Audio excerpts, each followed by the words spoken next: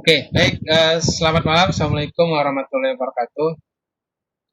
Selamat bertemu lagi di kuliah online atau kuliah Waalaikumsalam, Pak. Internet of Things atau IoT. Judul kita pada malam hari ini adalah Everything Generate Data. Ini adalah chapter ketiga dari Introduction to Internet of Things.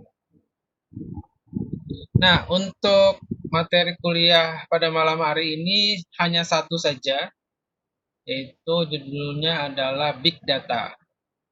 Kita akan menjelaskan bagaimana konsep dari Big Data, kemudian gambaran tentang sumber dari Big Data, kemudian penjelasan tantangan dan solusi untuk penyimpanan Big Data, kemudian penjelasan bagaimana Big Data Analytics itu digunakan untuk mendukung perusahaan untuk melakukan bisnis.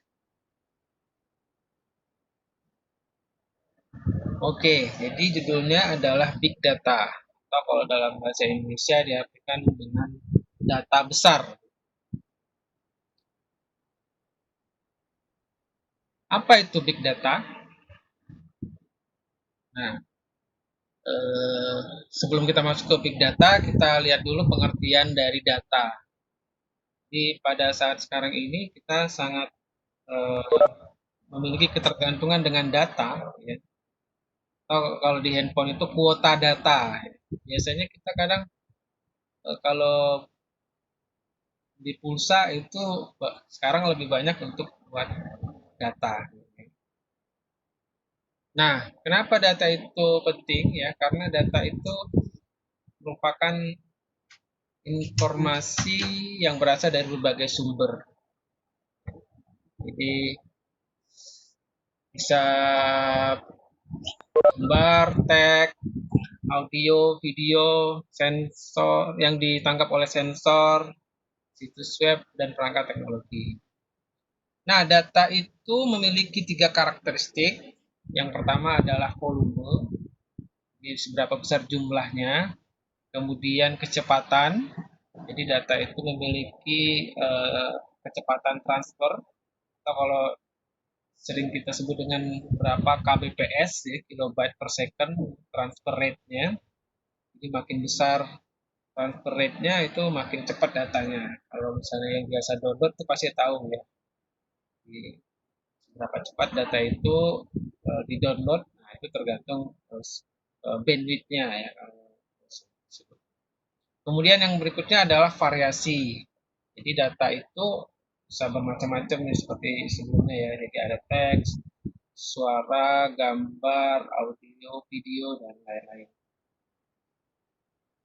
Nah, contohnya data itu bisa dikumpulkan ya oleh sensor. Jadi misalnya di sini ada mobil otonom, sebentar lagi ada mobil yang nggak ada sopirnya, jadi dia bisa jalan sendiri. Itu menghasilkan data sejumlah 4.000 gigabit data per hari. Itu juga dengan smart home, itu bisa menghasilkan 1 gigabit informasi dalam seminggu. Nah,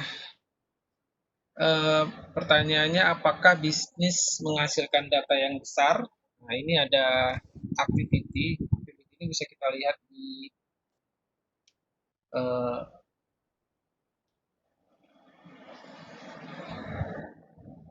takat.com ya. Nah, ini saya ulangi lagi. Ya,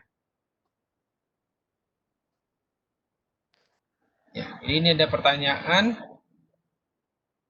Ada suatu perusahaan yang memiliki sensor. Sensornya itu ditaruh di satu pohon. Kemudian ada kamera yang menangkap gambar ya, seperti CCTV, dan kamera itu merekam setiap 5 menit. Kemudian datanya secara live itu akan dikirimkan ke distributor ya, yang data ini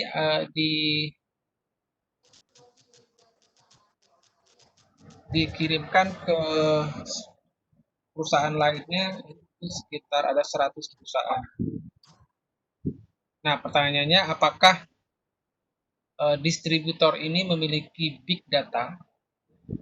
Jadi dia punya datanya itu berupa sensor yang taruh di pohon gitu ya. Kemudian datanya ini akan diakses atau didistribusikan ke 100 perusahaan yang lain. Pertanyaannya apakah distributor ini memiliki data yang besar? Nah, pertanyaannya jawabannya adalah yes. Oke. Jadi kenapa yes ya, karena vendor ini mendapatkan banyak data dan juga karena dia live ya, jadi streaming gitu ya, jadi distributor ini itu juga mendapatkan berbagai jenis data. Nah, yang berikutnya pertanyaannya adalah ada satu vendor t-shirt ya, baju kaos gitu ya. Ya, ini yang independen. Dia mengiklankan melalui Facebook dan media sosial. Nah, vendor ini akan mendapatkan statistik demografi dari customer. Demografi customer itu seperti apa sih kesukaan para customer. Nah, pertanyaannya adalah apakah vendor ini juga memiliki big data? Jawabannya adalah tidak. Kenapa tidak? Karena di customer itu mengenerate atau membuat big datanya pada sosial media. Ya, dalam hal ini misalnya Facebook misalnya. Jadi si vendor itu hanya mendapatkan hasilnya saja. Jadi dia tidak memiliki volume penyimpanan dan variasi data yang dibutuhkan sebagai persyaratan dari big data. Jadi siapa yang memiliki big data di sana? Ya pasti adalah si Facebook-nya atau media sosialnya, bukan si vendornya ini. Nah, yang terakhir pertanyaannya ini adalah pengukuran smart parking. Jadi sekarang itu sudah ada parking cerdas ya, parkir cerdas. Jadi dia bisa membuat video real time ya, kemudian juga mendapatkan statistik kejahatan, data yang ini digunakan untuk informasi amanan juga ya di antaranya. Nah, pertanyaannya apakah smart parking atau parking pintar atau parking cerdas ini menggunakan big data? Jawabannya adalah yes. Nah, kenapa yes? Karena dia juga menggunakan data live dari berbagai sumber dan dari berbagai jenis data sesuai dengan persyaratan dari data tadi ya. Jadi ada volume, ada kecepatan, ada variasi. Jadi kalau ada 3 itu berarti itu memenuhi persyaratan untuk big data. Seberapa besar sih data itu dikatakan big? Ya sebenarnya nggak tentu juga ya berapa besarnya. Yang pasti yang disebut dengan big data itu kalau datanya itu semakin lama makin membesar gitu. Jadi tidak ada ukuran yang pasti untuk big data. Tapi pada umumnya sekarang eh, data itu makin lama makin besar. Oh, oke. Okay. Kembali lagi ke sini. Nah, kemudian ini adalah dataset yang besar. Jadi kalau sebenarnya zaman sekarang itu memang butuh big data, tapi tidak semua perusahaan harus punya big data sendiri. Jadi ya biasanya big data ini dibuat di data center gitu ya, data center. Tapi nggak semua perusahaan harus punya data center ya, kira-kira seperti itu. Kenapa? Karena sekarang sudah ada layanan untuk big data. Ya, seperti itu. Nah, buat apa sih kita punya big data? Nah, yang sederhana adalah untuk pencarian. Mungkin kita sudah terbiasa dengan melakukan pencarian Google ya. Di sini ada activity bagaimana big data itu bisa digunakan untuk pencarian di bidang pertanian. Contohnya seperti ini, saya bukakan webnya ya. Tadi sudah saya buka. Sorry, sorry. Webnya ini adalah yang ini. Jadi kalau Anda lakukan activity itu, maka dia akan membuka website ini, kemudian klik eh, ini, menu ini, maka nanti akan muncul halaman ini. Jadi ketika di search ya data itu, maka dia akan menampilkan data sensus ya, sejumlah 44 juta record ya. Jadi data yang direcordnya atau yang direkamnya itu sebanyak 44 juta. Nah, kita bisa melakukan eh, pemilihan data, ya contohnya di sini kita memilih eh, berapa jumlah eh, bebek ya, atau itik ya yang terdapat eh, di negara Amerika, ya, di negara Amerika di di di daerah Alaska, Alaska. Jadi kita bisa apa bisa pilih ya. Jadi ini data di kayak Departemen Pertanian Amerika gitu ya. Nah ini ya data eh, Departemen Pertanian Amerika. Jadi dengan big data ini kita bisa mengetahui ya seberapa banyak jumlah bebek yang ada di Amerika sana. Jadi meskipun kita nggak harus hitung satu-satu ya, tapi dengan data ini kita bisa bukan ya berapa banyak. Nah, gimana caranya? Tinggal klik get data. Jadi dengan pilihan-pilihan ini ya, kemudian kita klik get data, maka dia akan mencari eh, berapa banyak jumlah bebek ya, yang ada di Amerika. Nah, sini. Ini dia eh, di pertanian Amerika sana itu memiliki jumlah ya jadi sensus ya. Jadi sensus tahun mulai dari 1997 sampai 2017 itu bisa ketahui berapa jumlah apa namanya komunitas pertaniannya ya. Di sini adalah komunitasnya adalah bebek. Nah, kita lihat misalnya contohnya di tahun 2012 itu jumlahnya adalah 226 bebek yang ada di situ ya, di Alaska.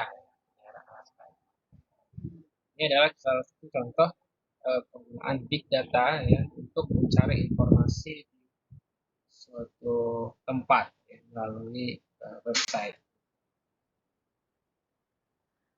Ya, oke. Selanjutnya apa sih sebenarnya tantangan dari big data? Ya.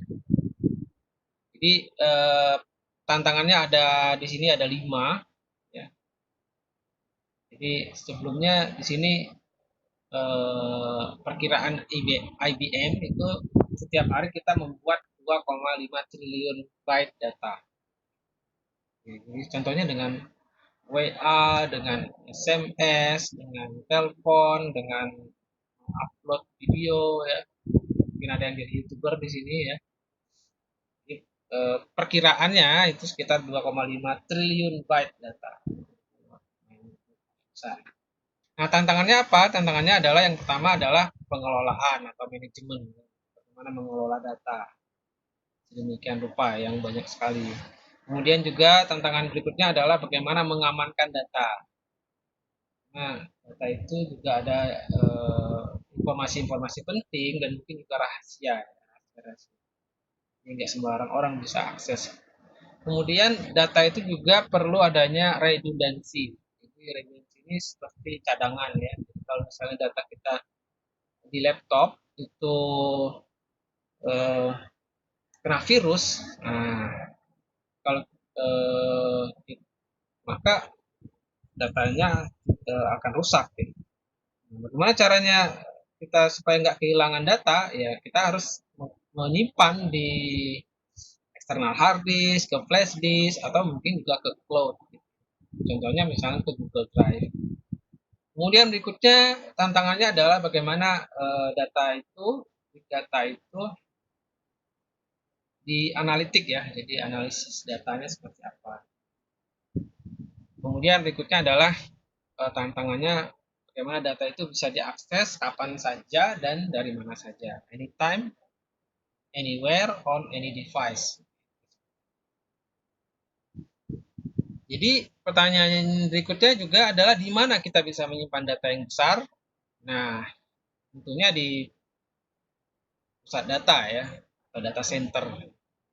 Nah, sebenarnya data center itu adalah terdiri dari server-server ya, server-server yang banyak sekali jumlahnya dan kita tidak tahu persisnya ya data center itu adanya di mana. Mungkin ya yang tahu ya cuma perusahaan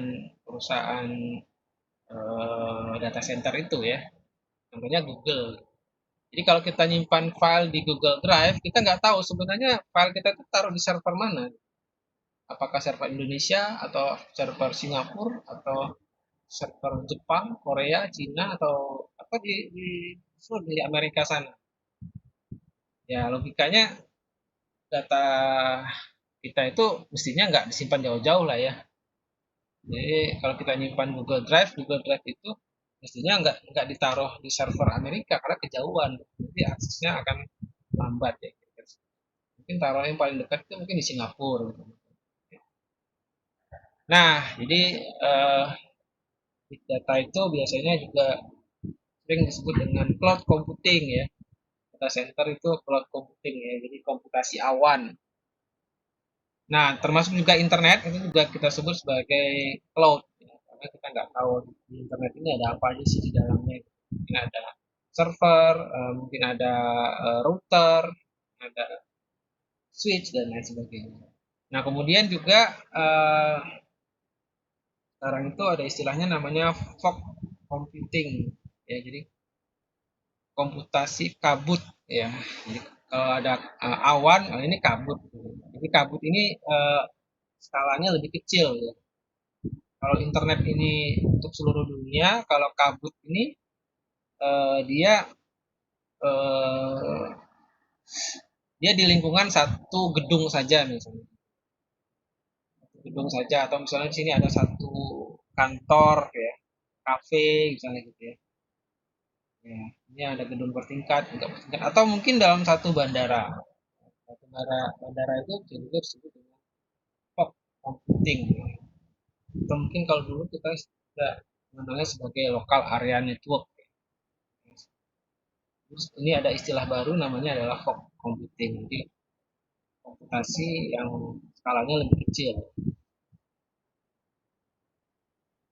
Nah, kalau yang lebih besar itu adalah komputasi awan. cloud computing. Jadi cloud computing itu sendiri adalah kumpulan data center atau kelompok server yang saling terhubung satu sama lain. Nah, di sini akan disimpan ada data berupa gambar, musik, film, dan ini. Termasuk misalnya YouTube, ya. YouTube itu adalah salah satu layanan cloud. Saya nggak tahu apa video yang kita taruh di YouTube itu simpannya di mana. Dan yang menarik lagi sekarang itu YouTube itu juga bukan hanya untuk menyimpan ya, tapi juga bisa digunakan untuk mengedit video. Ya, ya mungkin mengeditnya nggak seperti video editor yang profesional ya, seperti Camtasia atau yang lain-lain. Tapi sekarang itu sudah ada YouTube Studio. Nah, mungkin kalau yang sudah jadi YouTuber itu ngerti lah ya gimana cara mengedit video.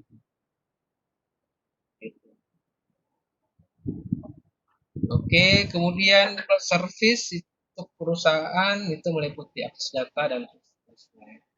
Ya intinya dengan komputasi awan ini itu akan menghemat suatu perusahaan ya, diantaranya untuk menyediakan infrastruktur. Jadi nggak perlu harus ada gedung, ada fisik, dan lain sebagainya. Yang sederhana aja kalau kita mau nyimpan, kita nggak perlu beli hard disk, nggak perlu beli flash disk, nggak perlu beli disk eksternal. Ya. Kita cukup aja simpan di Google Drive, selesai. Ini gratis ya. Jadi kita nggak repot-repot lagi untuk pikirkan apa namanya naruh filenya di mana gitu. Kalau mau nyari tinggal buka aja Google Drive. Jadi, nah selanjutnya bagaimana sih data big data itu tersimpan? Ya. Nah di sini ada proses distribusi yang jadi proses distribusi ini bagaimana data itu tidak ditaruh di satu tempat, tapi didistribusikan di berbagai tempat.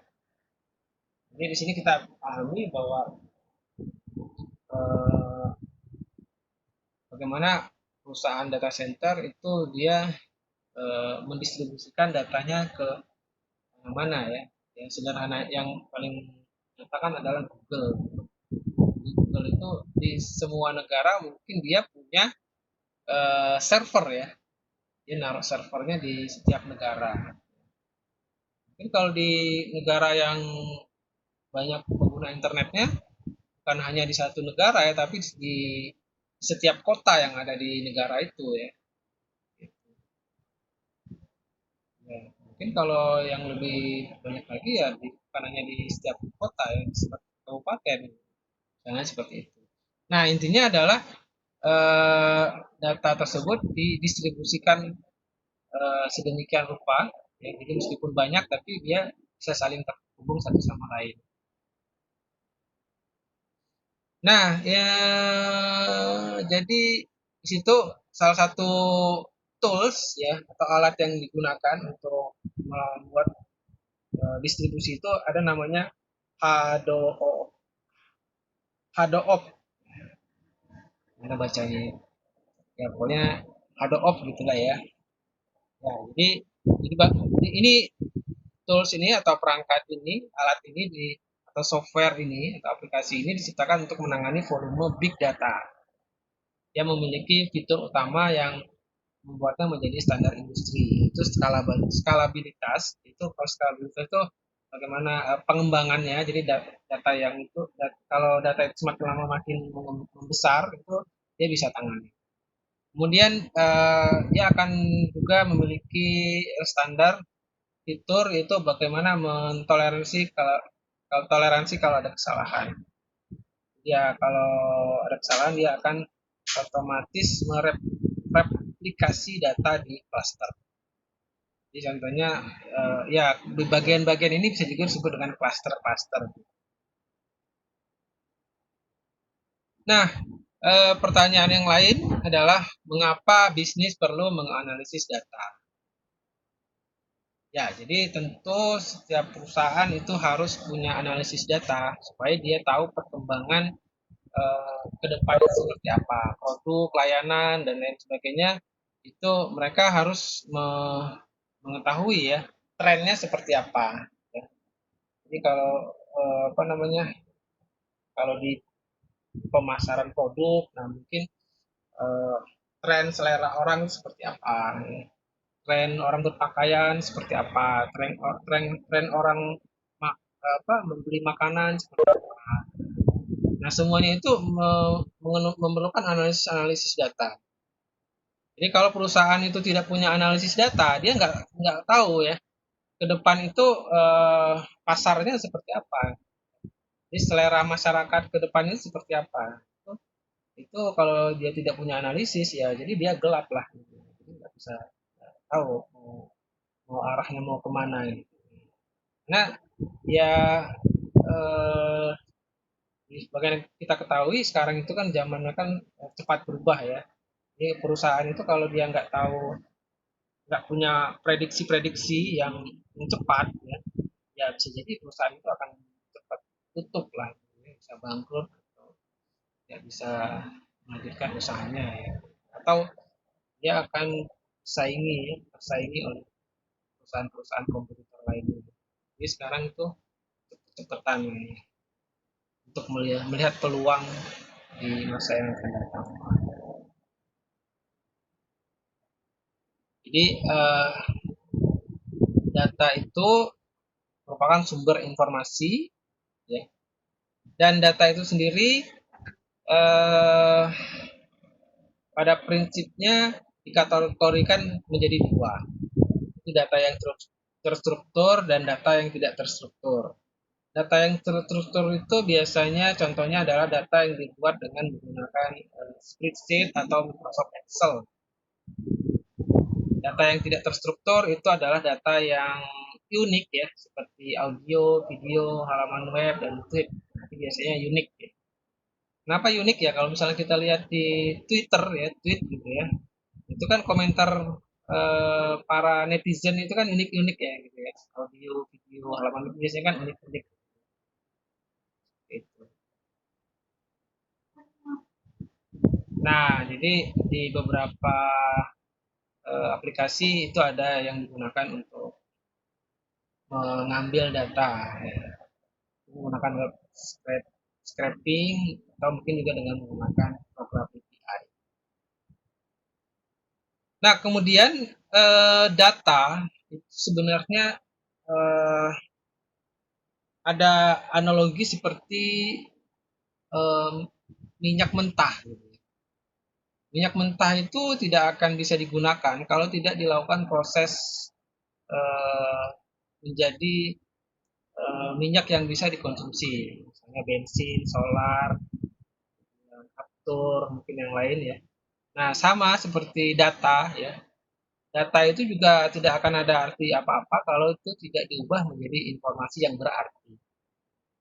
Jadi minyak mentah itu kan tidak akan berarti kalau dia tidak diolah. Ya, nah, proses pengolahannya itu ya kalau untuk data itu namanya adalah data mining. Data mining. Jadi data mining itu adalah proses mengubah data mentah menjadi informasi yang berarti. Jadi kalau ya contohnya misalnya kayak eh, software ya, software itu kan sebenarnya kan adalah hasil dari data-data yang diolah sedemikian rupa dan sangat dan itu menjadi berarti dan terbukti eh, ya orang-orang kaya di dunia sekarang itu kan kayak Facebook, kayak Mark Zuckerberg, kayak Bill Gates, kayak Sergey Brin dan dari Page yang punya Google gitu ya. Itu kan sebenarnya kan dia bisa jadi kaya raya karena dia mengolah data. Termasuk juga kalau di Indonesia kayak Nadiem Makarim gitu ya. Itu kan dia punya aset sampai triliunan ya. Hanya dari membuat mendevelop Gojek ya. Jadi dia bisa mengubah data ya jadi satu aplikasi dan aplikasi itu berguna menjadi layanan di masyarakat. Nah, data itu sendiri itu bagaimana dia bisa berguna itu adalah dengan salah satunya dengan melakukan visualisasi. Di visualisasi itu ya kita bisa menampilkan data dalam bentuk yang umumnya adalah dalam bentuk grafik. Grafik itu bisa dalam bentuk grafik baris, kolom, kemudian grafik batang, grafik pie, atau grafik scattering yang ada kayak tren gitu ya, menyebar.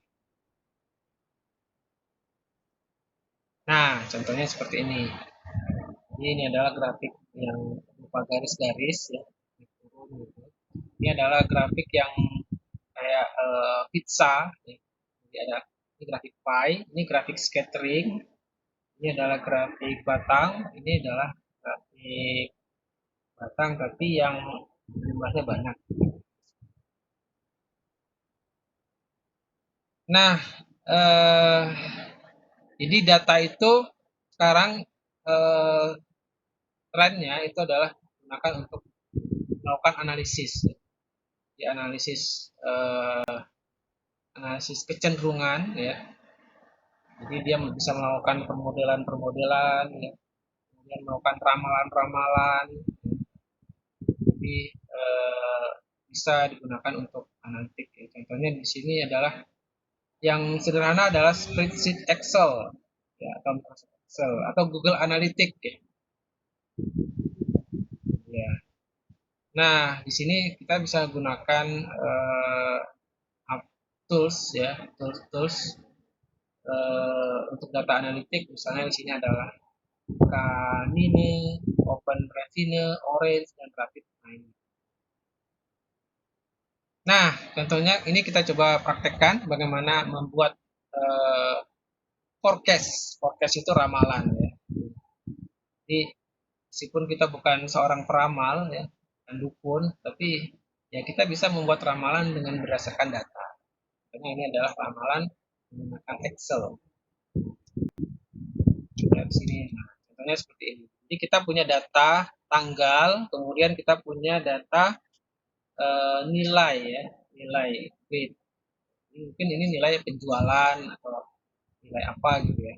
Kemudian kita akan menentukan ramalan ramalan ke depan. Ya. Jadi ini datanya mulai mulai tanggal 1 Agustus 2000 sorry mulai mulai 8 Januari 2018 ya sampai 9 April 2018. Tapi data yang tersedia itu hanya sampai 12 Maret.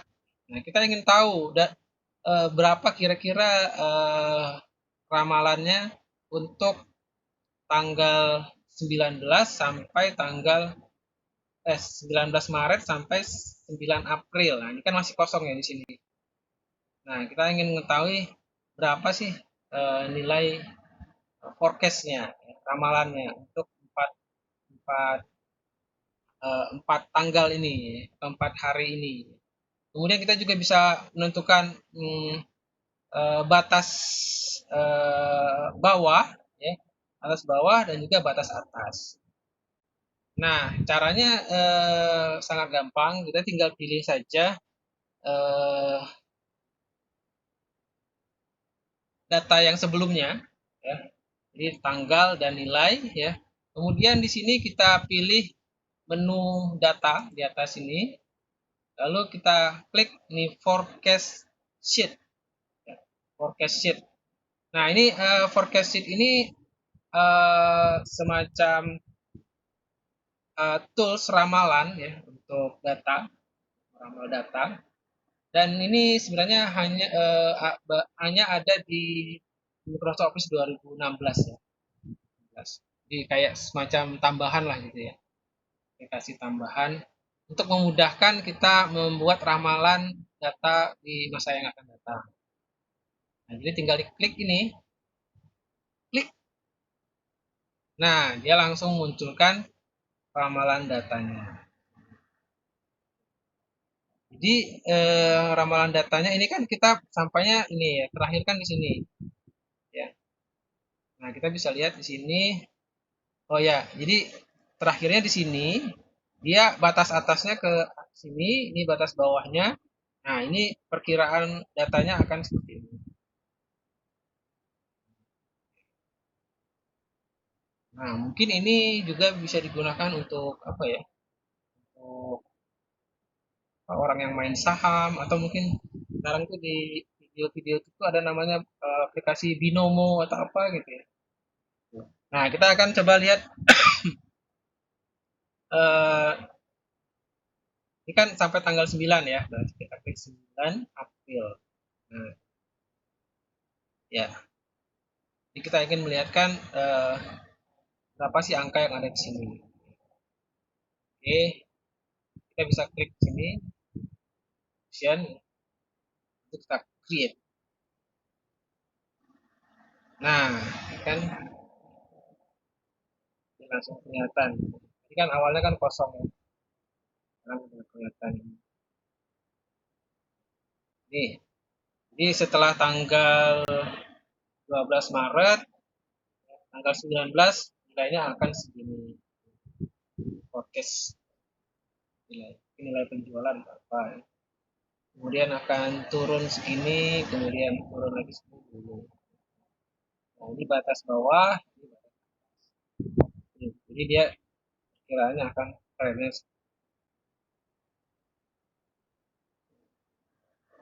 Nah, jadi itu adalah ramalan data yang menggunakan forecast sheet. Oke, ini dengan menggunakan Excel itu kita bisa meramal ya, untuk masa yang akan datang. Jadi nggak perlu jadi tukang ramal atau dukun ya sekarang. Ya kalau misalnya masih ada yang percaya sama dukun ya, ya silahkan ya, walau alam. Oke, jadi itu lab activity yang bisa dicoba. Ini ada di apa di NetAkad, tinggal ikutin aja instruksi. Ya, itu saja materinya. Untuk ringkasannya pada dasarnya yang pertama adalah bagaimana kita mengetahui karakteristik dari big data, itu ada volume, ada kecepatan, dan ada variasi. Kemudian ada komputasi fog atau komputasi kabut ya, dirancang untuk menyimpan data lebih dekat ke sumber pre-processing. Kemudian ada awan dan kumpulan data center. Data center itu adalah kelompok server yang terhubung di mana saja dan kapan saja, yang bisa diakses perangkat lunak, penyimpanan, dan browser. Bukan pelayanan penyimpanan data dan mengurangi kebutuhan untuk peralatan penukaran IP, pemeliharaan, dan manajemen. Pengelolaan data distribusi membutuhkan volume besar dan sumber dan seterusnya. Setiap buku dan arsitektur didistribusikan analisis yang bagian dari gambar big data. Ya, bisnis mendapatkan keuntungan dengan menggunakan analisis data terstruktur itu dalam bentuk spreadsheet atau Microsoft Excel, data yang tidak terstruktur itu biasanya bentuknya unik, okay, berupa audio, video, gambar, Twitter, tweet, dan lain sebagainya. Kedua, bentuk data perlu dimanipulasi menjadi format umum untuk dianalisis. Data mining adalah proses pembuatan data menjadi informasi yang bermakna dengan menemukan pola dan hubungan dalam set data yang besar. Visualisasi data adalah proses mengambil data yang dianalisa dengan menggunakan grafik dengan tampilan baris, kolom, batang, pie, dan scattering. Oke, itu saja. Mungkin ada pertanyaan. Ya, tadi ada pertanyaan. Kira-kira layanan cloud atau data center apa yang paling bagus? Itu ada tadi pertanyaannya. Itu